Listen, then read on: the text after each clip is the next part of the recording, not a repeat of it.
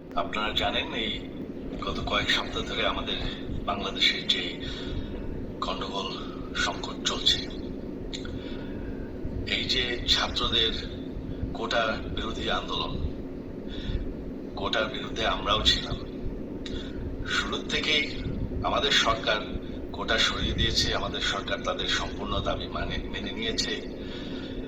এটা আদালতের একটা রায় ছিল, এটা আমাদের সরকারের করা ছিল না। তাও আমরা অ্যাপিল করে দ্রুত এই কোটা তুলে দিই।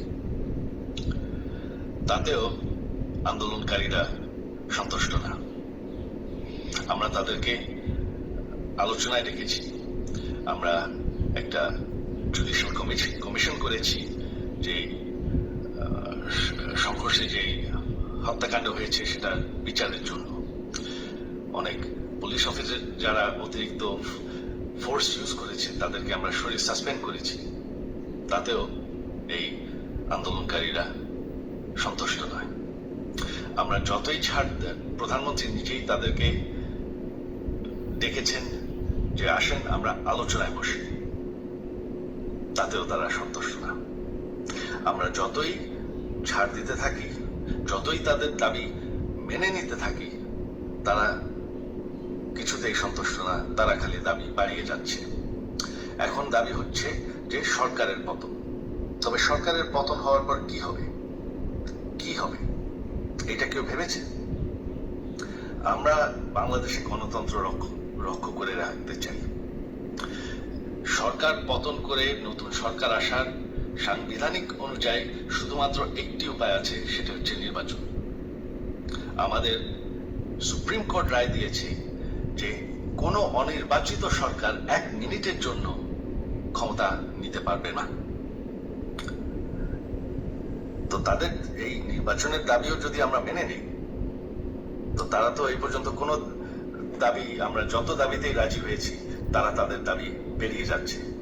তার মানে কি, আমরা যদি এখন এই নির্বাচন, সরকার পতনের দাবিও মেনে নিই, তারা তখন দাবি করবে যে না, এই সরকারের আন্ডারে নির্বাচন, এই নির্বাচন আমরা মানব না। তখন কি হবে এটা কেউ ভেবেছে? জানি আমাদের সেই সুশীল সমাজ আবার আলোচনা করছে সেই তত্ত্বাবধায়ক সরকারের অভিজ্ঞতা তো আমাদের আছে, আপনারা ভুলে গেছেন?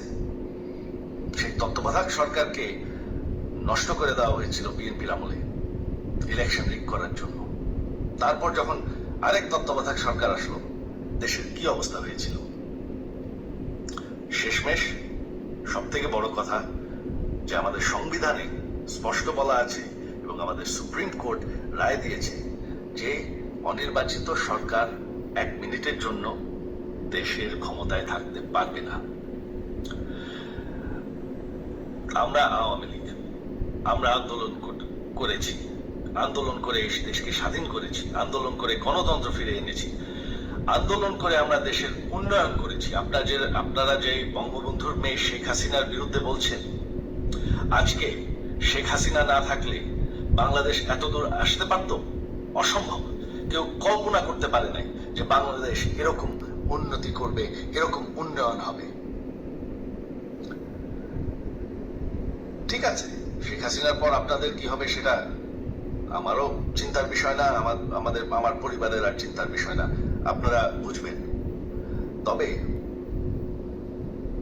এইভাবে সংঘর্ষ করে, হত্যাকাণ্ড করে ক্ষমতা দখল করা যাবে না। এটা আর আন্দোলন না।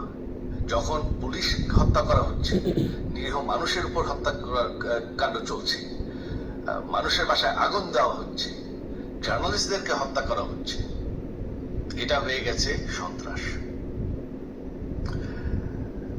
আর সন্ত্রাস মোকাবেলা শুধুমাত্র একটি ভাবে করা যায়। আমার অনুরোধ, আমাদের ল এনফোর্সমেন্ট, আমরা অনেক ধৈর্য দিয়েছি আর ধরেছি, তবে এখন আর এটা সহ্য করা যাবে না। ল এনফোর্সমেন্ট এজেন্সি, বিজিবি এবং কি আমাদের মিলিটারির প্রতি আমার আহ্বান যে আপনাদের দায়িত্ব হচ্ছে আমাদের দেশের মানুষকে নিরাপদ রাখা এবং আমাদের দেশকে নিরাপদ রাখা আমাদের দেশের সংবিধানকে নিরাপদ রাখা, সংবিধানকে রক্ষা করা। তার মানে এক মিনিটের জন্য কোনো অনির্বাচিত সরকার আমাদের ক্ষমতায় আসতে দিবেন না। এটা হচ্ছে আপনাদের দায়িত্ব, কারণ সেইটা হলে আমরা আবার পাকিস্তানের মতন হয়ে যাব। চোখ রাখুন আমাদের এই যে 15 CNN বছরের বাংলা উন্নতি, নিউজে।